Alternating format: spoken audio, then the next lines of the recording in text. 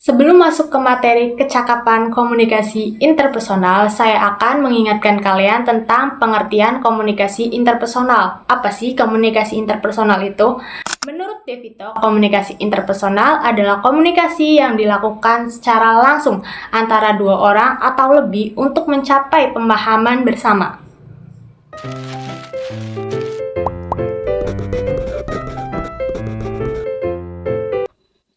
Contoh studi kasus dari pengertian komunikasi interpersonal. Misalnya, ada dua mahasiswa yang sedang mengerjakan tugas kelompok. Satu anggota merasa temannya tidak peduli karena jarang membalas chat. Namun, setelah mereka bertemu secara langsung, dan ternyata temannya sedang sakit dan tidak bisa aktif di dalam grup. Dari komunikasi secara langsung tersebut, kesalahpahaman akhirnya terselesaikan, dapat bekerja kembali secara bersamaan. Komunikasi ini menunjukkan bahwa sangat pentingnya komunikasi interpersonal untuk membangun pemahaman dan menghindari sebuah konflik.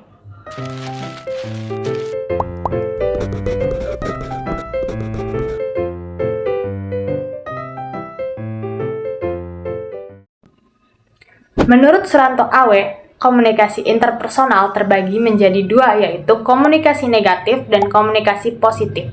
Komunikasi positif adalah komunikasi yang mengarah pada kerjasama yang baik dan hubungan yang harmonis, sedangkan komunikasi negatif adalah komunikasi yang mengarah pada emosi dan tidak menghargai pendapat orang lain.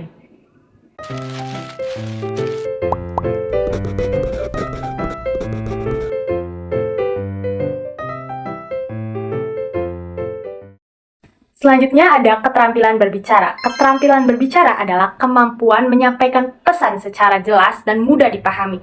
Dalam komunikasi interpersonal, kemampuan lawan bicara sangat penting agar informasi dapat masuk dan diterima dengan baik oleh lawan bicara. Agar pembicaraan berjalan secara lancar diperlukan persiapan fisik, mental, dan kesiapan dalam materi. Persiapan tersebut membantu seseorang merasa percaya diri dalam berbicara.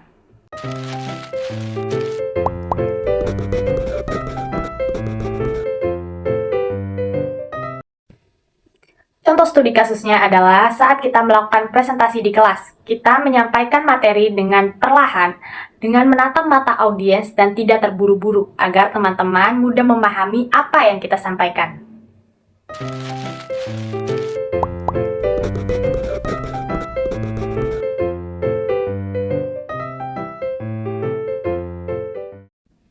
Selain ada kecakapan berbicara, kita juga ada kecakapan bertanya. Kecakapan bertanya adalah suatu kemampuan untuk mengajukan pertanyaan secara sopan dan jelas, dan sesuai situasi untuk memperoleh sebuah informasi serta memahami dengan lebih baik.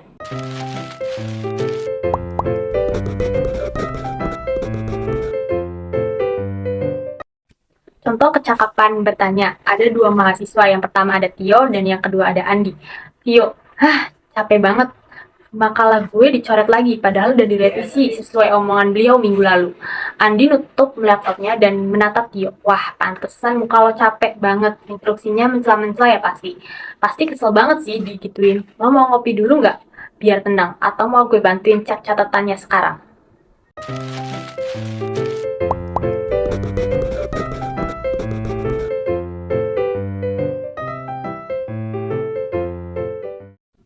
Selanjutnya ada membuka pintu komunikasi. Menurut Devito, membuka pintu komunikasi merupakan langkah awal yang penting untuk membangun hubungan yang baik dengan orang lain. Tahap ini disebut contact stage, yaitu proses memulai interaksi melalui komunikasi sederhana, sikap yang ramah, tersenyum, serta memberikan salam dan sapaan dapat memberikan suasana menjadi lebih nyaman dan akrab. Selain cara tersebut membantu menciptakan komunikasi yang saling menghargai dan mengurangi rasa canggung untuk berinteraksi.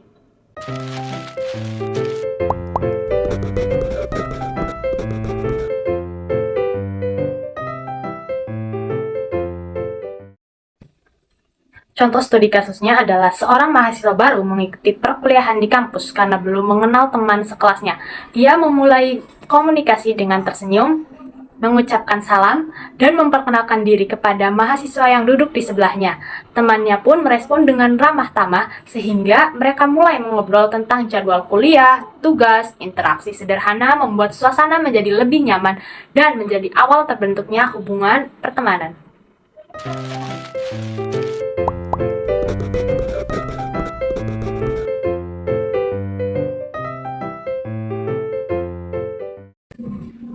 Selanjutnya ada menjaga sopan santun dalam berkomunikasi.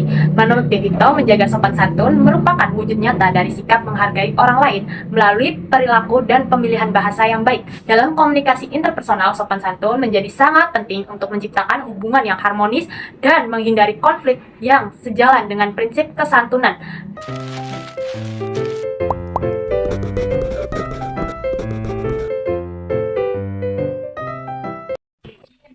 Contoh studi kasusnya adalah misalkan Ibu Hawa berkata, "Hawa, besok pagi siap-siap ya, kita berangkat arisan di rumah Tante Rini." Hawa meletakkan HP, menatap ibunya dengan nada lembut, lalu berkata, "Ibu, maaf sebelumnya, Hawa boleh izin gak ikut gak arisan besok?" Badan Hawa rasanya capek banget setelah ujian seminggu ini, pengen dipakai istirahat di rumah. Nanti Hawa titip salam aja ya buat Tante Rini dan keluarganya.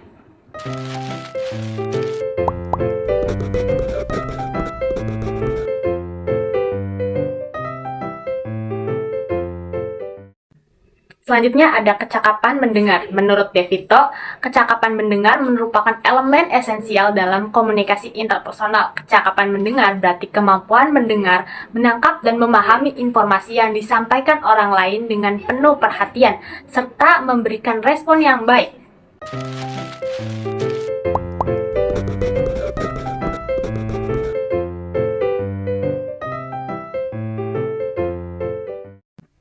Kesimpulannya adalah komunikasi interpersonal yang berdampak positif dibangun melalui sinergi keterampilan yang komprehensif dan saling melengkapi. Keberhasilan dalam menjalani hubungan yang harmonis tidak hanya ditentukan oleh kecakapan aktif seperti inisiatif, membuka pintu komunikasi, kejelasan dalam berbicara, ketepatan bertanya, tetapi juga sangat tergantung pada kecakapan responsif dan etika, yaitu kemampuan mendengar secara empatik dan konsistensi menjaga sopan santun. Penguasaan yang seimbang terhadap seluruh pilar keterampilan ini meminimalisir hambatan komunikasi negatif sehingga tercipta interaksi sosial yang bermakna dan saling menghargai.